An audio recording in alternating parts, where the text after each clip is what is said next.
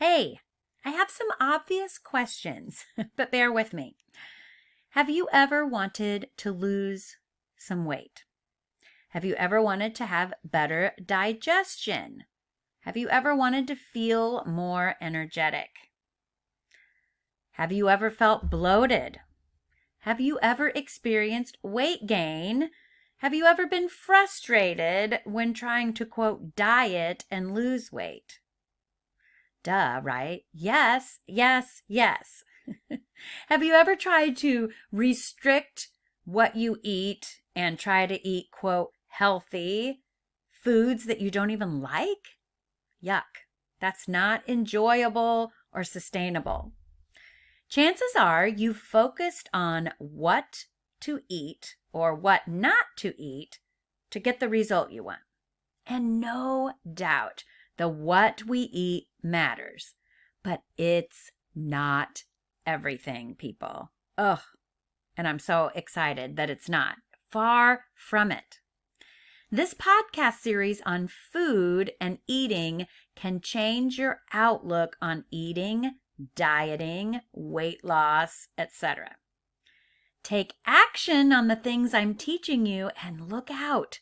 You can lose weight. You can have more energy. You can have better digestion, and you can have a healthier, more balanced relationship with food. Now, change your thoughts about food. Change your thoughts about what you think about your ability to lose weight or eat healthy. Change your thoughts about your relationship with food. And bingo, you have transformation that lasts. You do this by using my 3-step process.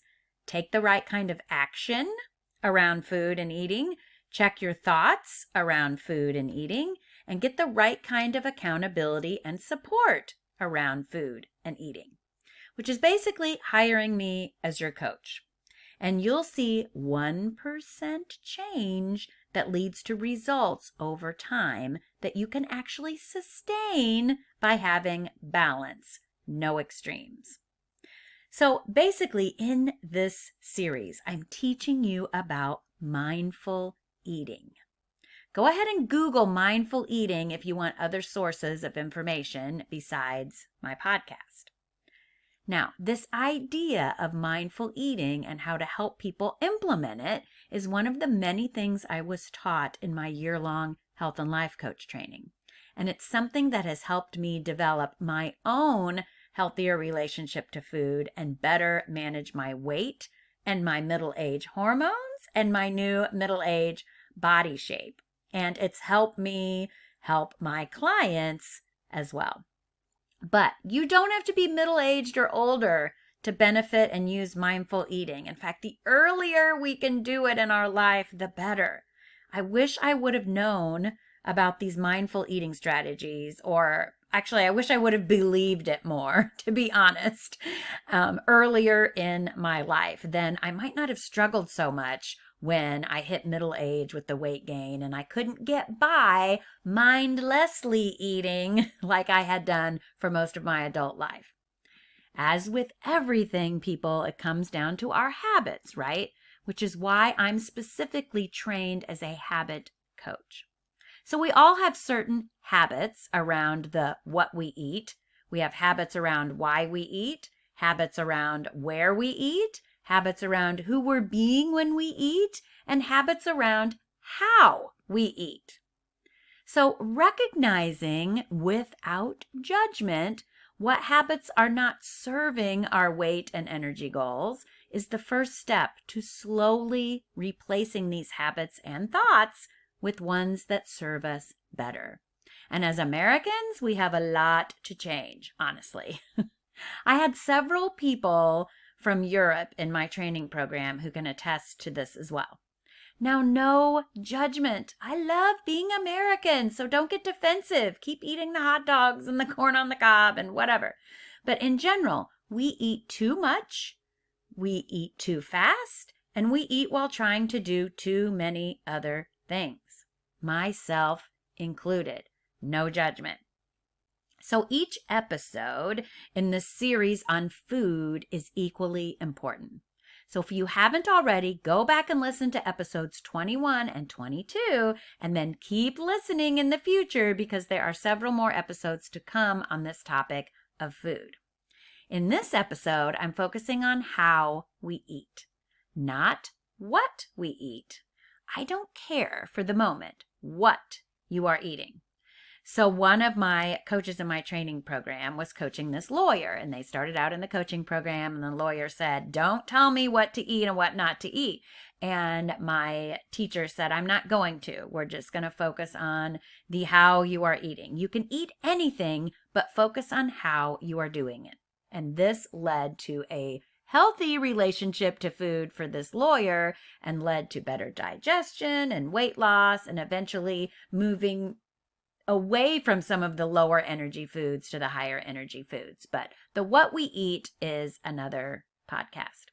So for the rest of this show, I'm not focused on what to eat, but how you're eating it. What do I mean? How do you eat? Do you take big bites? Do you chew your food thoroughly, or do you just put it in your mouth and start to scoop up the next bite? I mean, that's me, right? Especially if I'm eating something I really like. I put the bite in my mouth. I might chew it 1 or 2 times, but I'm already scooping up the next bite. I'm already grabbing the next chip, scooping up the next bite of ice cream, or even if it's something energy giving, I put it in my mouth and I've just ignore the whole chewing thing and I'm just grabbing the next bite. Are you focused on your food when you're eating and how it tastes and that you're chewing it? Or are you scrolling through your phone when you eat? Are you watching TV when you eat? Are you working when you eat? Do you even taste it? Do you notice how it feels in your mouth, the texture? All these things. When we eat quickly, mindlessly, distracted, we're not aware of how much we are actually eating, the quantity. And we rob ourselves of the benefits of the saliva we create when we're chewing that actually helps us break the food down and absorb its nutrients. So for a while, I was eating, quote, the healthiest things out there, but I was eating them distracted and quickly, and I wasn't seeing any results in the weight I wanted to lose. I didn't feel like I had more energy, but I was very focused on the what I was eating, but not on the how, the why, the who, the where, all of the things that I'm going to teach you in this series. Now, there's no judgment, people, and we're not striving for perfection. I'm not suggesting every time you sit down for a meal that you are chewing and swallowing and 100% focused on what's happening in your mouth. That's so far from the norm for so many of us. We're not going to try to change that all at once. And you don't have to do this at every meal. But one of the first things that I did when I was being coached in this program was notice how long it took me to eat a meal. Just sort of timing it. And I was literally finishing my breakfast oatmeal in just a few minutes. Literally scarfing it down, distracted. So I slowly started adding a minute until I got to about 7 to 10 minutes. And you know what? I felt more full for longer. I enjoyed the oatmeal more. I felt less bloated.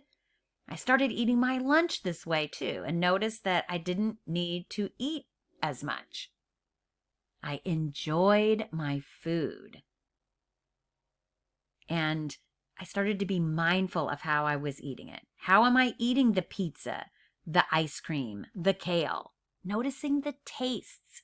And then it draws me to more foods that I actually enjoy the taste and that I can savor the flavors and the textures. And it just so happens that a lot of that enjoyment and that experience leads me to more, quote, healthier foods because I started really noticing the taste. And I started noticing that some of my other low energy foods tasted a little more bland or heavy. But again, I'm not trying to sway you into the what we eat, but how you eat it.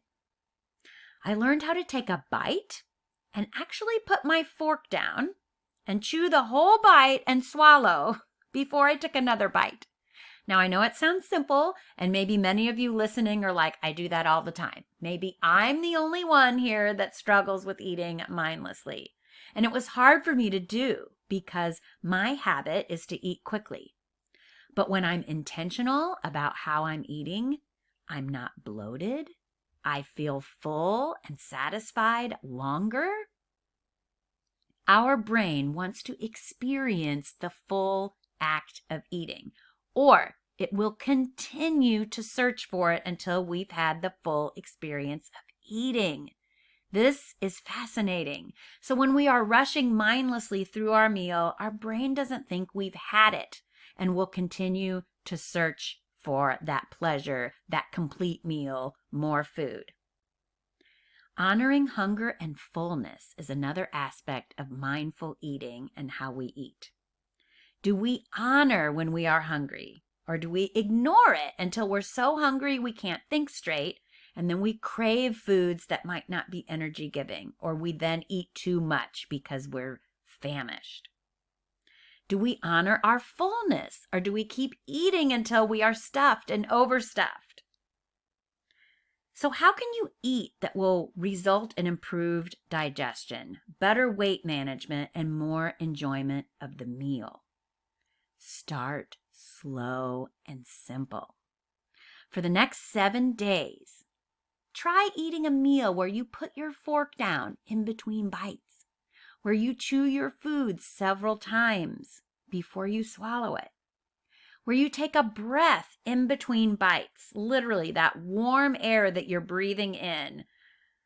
You just take a bite and inhale and exhale. That stokes the fire of your metabolism. The slower you eat, the faster you metabolize. I tend to eat fast because I love food and I want to get that pleasure, but I'm missing it when I'm just inhaling it. So for example, if you want to eat a handful of M&Ms, eat one.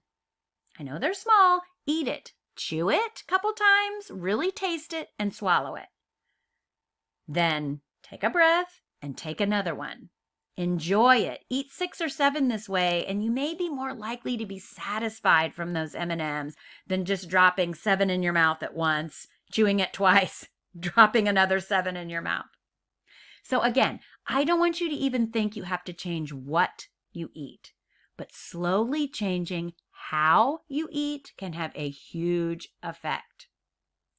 If you want to start doing this in your own life and get help with taking small steps and staying accountable with a trained coach, then set up a call with me.